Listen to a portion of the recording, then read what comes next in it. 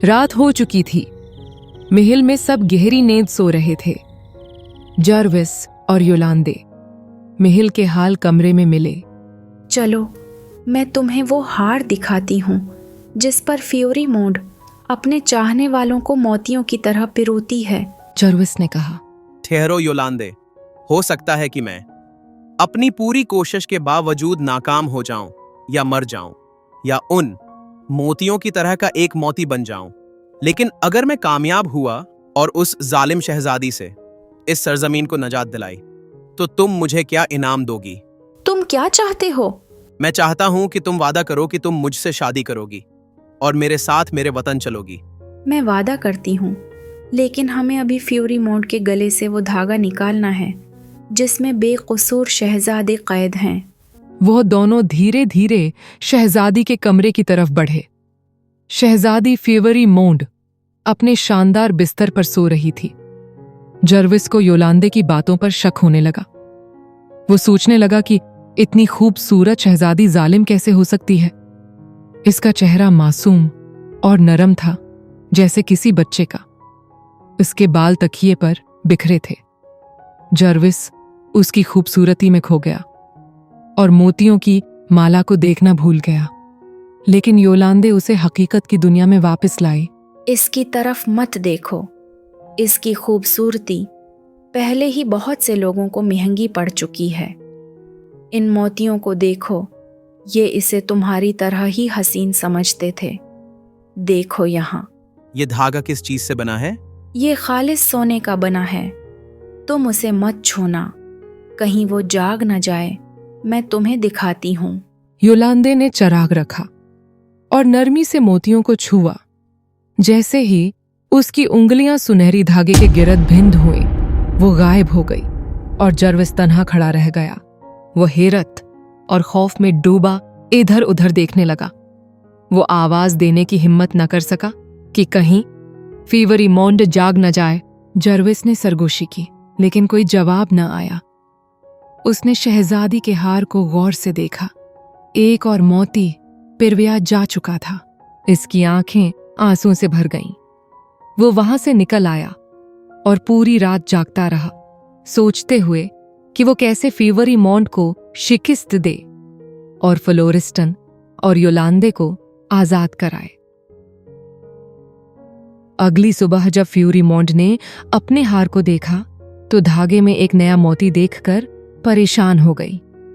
वो खुद से बोली, ये कौन हो सकता है जो मेरे इल्म के बगैर मेरे हार को छू गया? बहरहाल जो भी था उसे उसकी सजा मिल चुकी है। दिन गुजर गया। किसी ने योलांदे को याद न किया। सूरज गुरूब होने के करीब था कि मूसलाधार बारिश शुरू हो गई और एक खौफनाक तूफान आया। बिजली गरज रही थी। हर लम्हा तूफान की शिद्दत बढ़ती जा रही थी। वो कमरे की खिड़की से बाहर देख रही थी जब एक अजनबी चादर में लिपटा महल के दरवाजे पर आया। खादमा शहजादी को खबर देने आई कि एक शहजादा शादी के गर्ज से आया है। वो अपना नाम नहीं बताना चाहता, बस इतना कहता है कि उसने सुना है कि सबको शहजादी का हाथ मांगने की दावत दी गई है।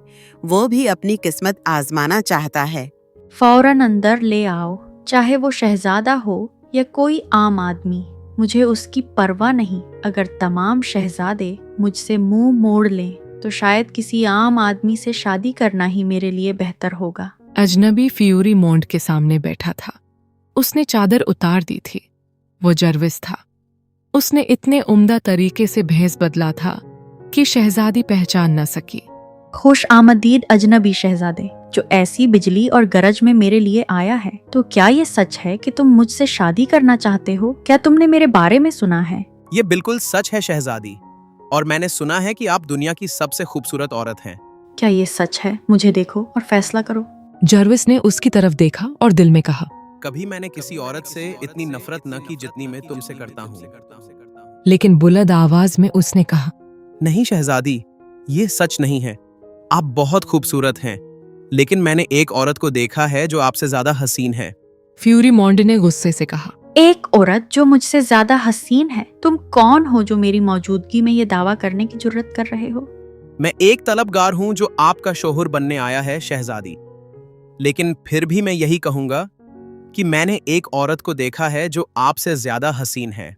वो कौन है, कहाँ है? उसे फौरन यहाँ लाओ ताकि मैं देख सकूं कि तुम सच बोल रहे हो या नहीं। अगर आप मुझे वो हार दें जो आपने अपनी गर्दन में पहन रखा है तो मैं उसे पलक झपकते में बुला लूंगा। फ्यूरीमोंट ने अपना सिर नफी में हिलाया।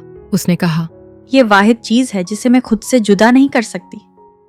और फिर खादमा को हुक्म दिया कि उसके तमाम जेवरात ले आएं। शहजादी ने हीरे, याकूत और मोती निकाले और जर्विस को पेश किए, लेकिन जर्विस ने अपना सिर इनकार में हिला दिया। नहीं, इनमें से कुछ नहीं चाहिए। तुम उसे सिर्फ इसी हार के बदले देख सकती हो। फिर खुद ही इसे उतार लो। फ्यूरीमोंड ने कहा, जो किसी भी तरह जर्विस से जान छुड़ाना चाहती थी। हरगिज नहीं, मैं आपका कोई खादिम नहीं। मुझे हार खोलने और बांधने का तरीका नहीं आता। चाहे फ्यूरीमोंड कुछ भी कहती या करती, वो न तो उसे छूता और न ही जादुई हार को हाथ लगाता। शहजादी ने सबके सोने का इंतजार किया और चुड़ैल के पास गई और उसे सारी बात बताई। ये मोती कोई नौजवान दोशीज़ा है। ये दूसरे मोतियों के साथ अच्छा लग रहा है। और खबरदार, अगर कोई औरत तुमसे ज्यादा हसीन है तो इसकी परवाह मत करो। लेकिन शहजादी फिर भी बड़बड़ाती रही और कहती रही कि उसे यह सुनना पसंद नहीं कि कोई उससे ज्यादा हसीन हो सकता है।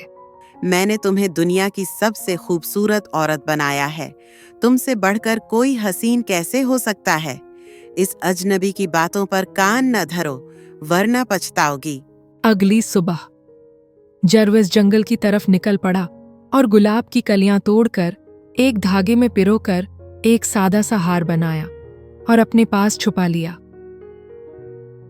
दूसरी तरफ शहजादी खुद को जितना हसीन बना सकती थी बनाया और बाग में चली आई, जहां सूरज पूरी आबूताब से चमक रहा था। जर्विस बाग में आया।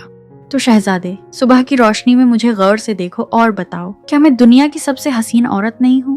बेशक तुम बहुत हसीन हो, लेकिन तुम्हें ये सुनकर बुरा क्यों लग रहा है कि मैंने तुमसे ज्यादा खूबसूरत औरत भी देखी है? ये सुनकर शहजादी गुस्से में आ गई, लेकिन उसने खुद को संभाला और कहा, मेरे मोतियों के हार को देखो और अब बताओ, क्या तुमने कभी ऐसे जवाहरात देखे हैं? ये सच है कि मैंने ऐसे मोती कभी नहीं देखे, लेकिन मेरे पास एक हार है जो मुझे इससे ज्यादा पसंद है। ये कहकर जर्विस ने वो हार निकाला। ये कैसा हार है? तुम्हें कहाँ से मिला? मुझे दिखाओ। लेकिन जर्विस ने उसे उसकी पहुंच से दूर रखा। मुझे मेरा हार तुम्हारे हार से ज्यादा पसंद है, और यकीन जानो पूरी दुनिया में उस जैसा कोई और हार नहीं। क्यों? क्या ये कोई जादुई हार है? ये क्या करता है? बराहे करम इसे मुझे दे दो। वो सोच रही थी कि शायद ये हार पहनने वाले को हसीन बनाता है, और शायद ये उसी औरत ने पहना था जिसे अजनबी ने मुझसे ज्यादा खूबसूरत कहा।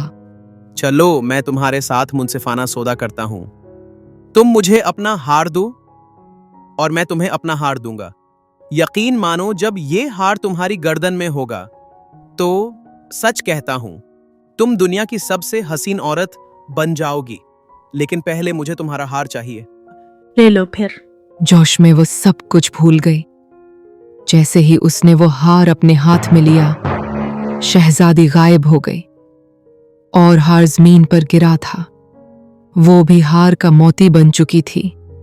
वो खुद उसी अंजाम से दो चार हो चुकी थी जो वो औरों के लिए तैयार करती आई थी। जर्विस ने हार को अपनी तलवार की नोक पर उठाया और दरबार में ले गया और बादशाह से कहा, बादशाह सलामत, किसी को शहजादी की तलाश में भेजें। कुछ लम्हे पहले वो बाग में मेरे साथ थी और अब वो कहीं भी नजर नहीं आ रही। बादशाह ने खादमों को हुक्म दिया कि वो शहजादी को तलाश करें, लेकिन वो ना मिली। फिर देखते हैं कि मैं उसे ढूंढ सकता हूं या नहीं। लेकिन पहले जो लोग उससे पहले गायब हो चुके हैं वो आकर अपनी कहानी सुनाएंगे। उसने वो सुनहरी डोरी काट दी। जैसे ही वो डोरी टूटी, एक जबरदस्त आवाज गूंजी जैसे आसमान पर बजली कड़की हो। जर्विस ने एक मोती के अलावा सबको उस डोरी से निकाला। सब अपनी इंसानी शक्ल में वापस आए और शहजादी के जुल्म की तस्दीक की। शहजादों के अलावा योलांदे भी जर्विस के सामने थी। जब जर्विस ने उसे देखा तो खुशी से रो दिया। बादशाह शर्मिंदा था। उसने गहरी आह भरी और कहा, मैं आली मर्तबत बादशाह हूँ और शहजादू, हम तुम्हारे मकरूज हैं। हमें बताओ कि अपनी बेटी को क्या सजा दें। वो अपनी चुनी हुई सजा भुगत चुकी है। कोई उसे निकालने की जुर्रत न करे। इस हार को वहां लटका दिया जाए जहां सब लोग इसे देख सकें और जान लें कि जालिम को उसके किए की सजा मिल चुकी है। ये हार दूसरों के लिए भी इबरत है जो इसके जैसे अमल करते हैं। जर्विस और योलांदे ने शादी कर ली और वो शहजादा फ्लोरिस्टन के साथ अपने वतन वापस चले गए और हमेशा खुशी खुशी जिंदगी बसर करने लगे।